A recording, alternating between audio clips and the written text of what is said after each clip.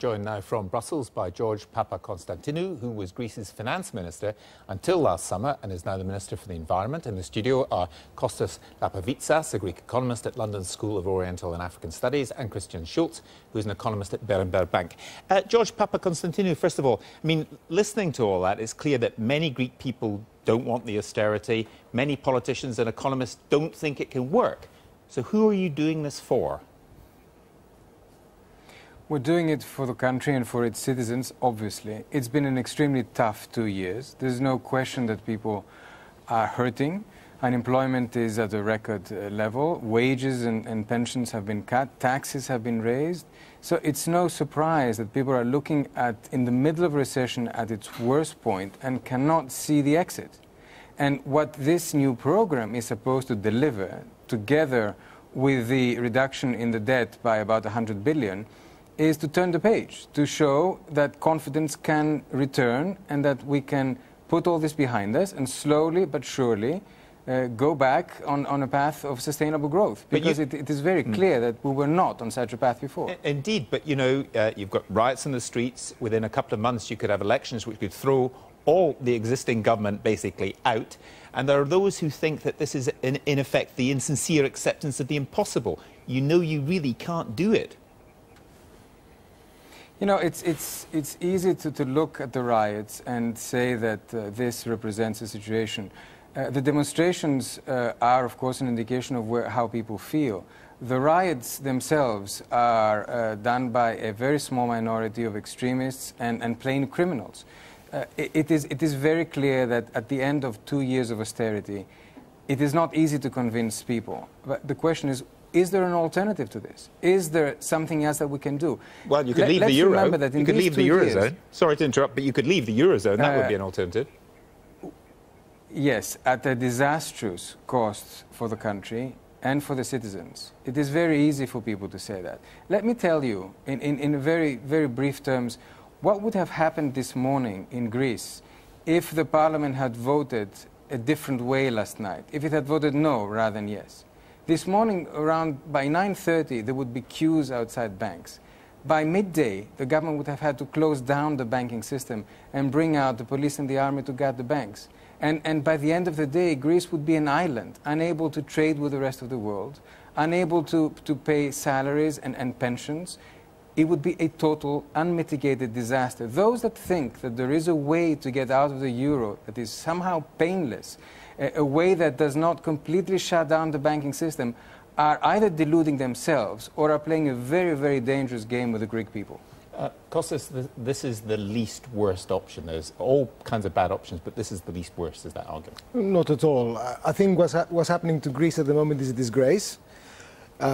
There's real despair and poverty in the country, and that's been imposed on it by its so-called allies and partners. That's the first thing that has to be said.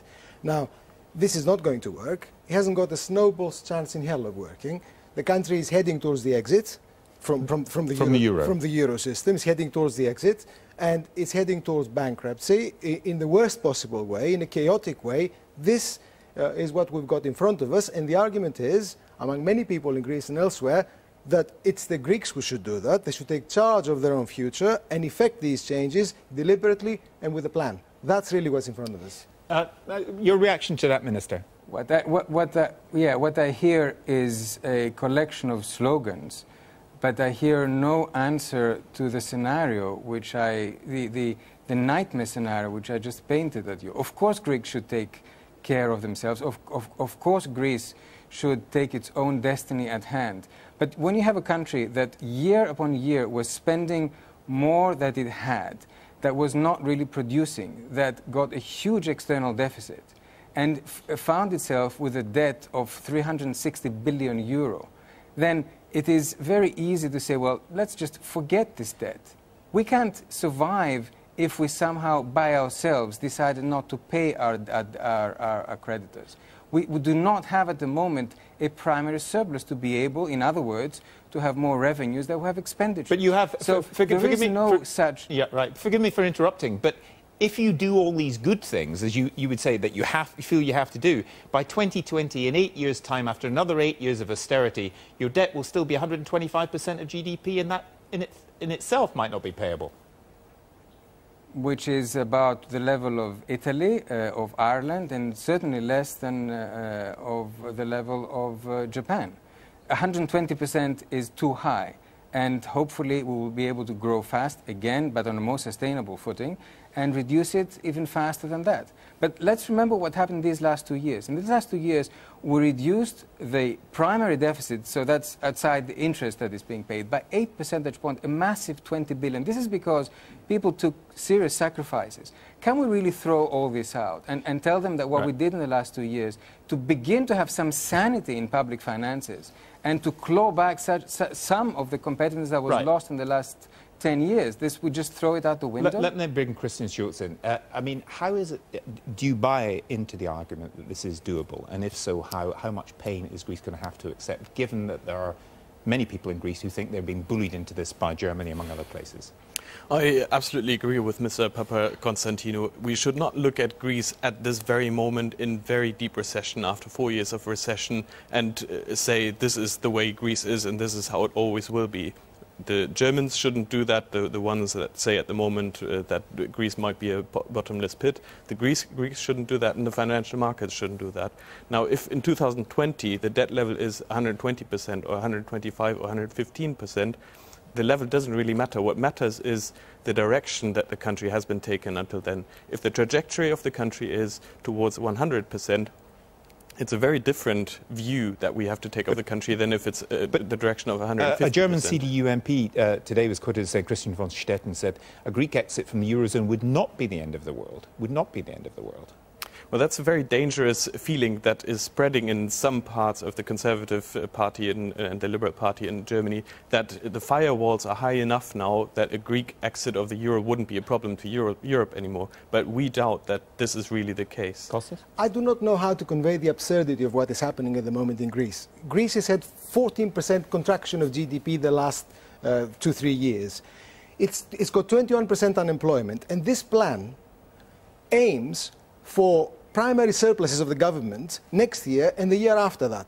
Greece has got no business going for primary surpluses right now. This is entirely the wrong economic policy. The people who designed this need to go back to school and do some basic economics. But in terms of the politics of it then, with a Greek election in April, do you think that will be rejected by the Greek people? Because PASOK, as we know, are down about 12% in the polls. I think the Greek political system in its entirety is discredited, completely discredited right now. This is the end of an era in Greece. And I don't know if people realize this, but this is where we are. PASOK, the party that's run Greece, is completely finished.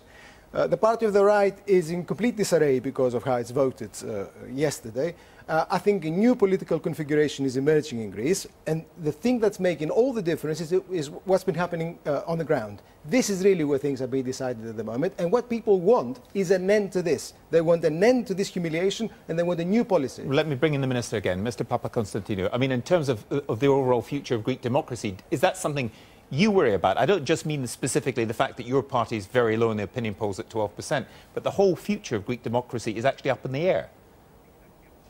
Look, we're paying the price of being the firefighters, and rather than people turning on the ones that put the fire in the first place, they are turning at the firefighters who are trying to do something about the situation. So, I mean, we're paying a political price.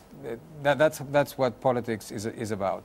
I am worried about the future of Greek democracy because I am worried about the rising of the extremes. I am worried when I listen to people like Mr. Lapavitsas, who try to convince the Greek people that it's somehow a painless way of getting rid of all the debt that is upon our country and be able to, the next day, come back to the ways as we used to keep going. In other words, by spending, but now there will be nobody willing to lend us the money to continue spending the way we were a society that was over-consuming, was buying from abroad, and did not have a productive base. We did not have a productive base, and we did not restructure our economy in time.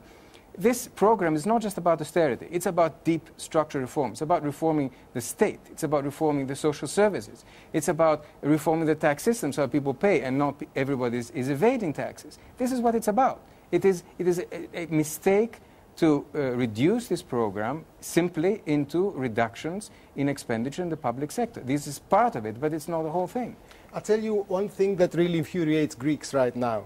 precisely that class of politicians and others who brought the country to this pass are now wagging their fingers at the people and telling them that we've got to get everything right. And it's exactly the same people who brought the country to this pass. It's impossible. It cannot be done by these people. Greece needs a new political, a new political alignment. It needs new political organizations. Now, no one said that getting out of the euro or defaulting on the debt, which actually the country is doing at the moment itself, is going to be easy. No one suggested that for a moment. But we're looking at a policy that's been adopted right now, which is guaranteed to end up in failure. Guaranteed to end up in failure. Just a quick word on that, Christian Schulz. I don't think it's guaranteed to end up in failure. I think Greece is taking the right steps. It's just it got unlucky. Last year they had an improvement. Exports orders were rising, exports were rising, but then the mistake was made to restructure Greek debt and thereby destroy all the confidence that people had been building into recovery of the country. Now, if Greece were to exit the country, we would make exactly the same mistake again and spread that mistake to other countries. Just a final word from Mr. Papaconstantinou. I do not want my country to become North Korea in Europe. I want my country to be a normal European country.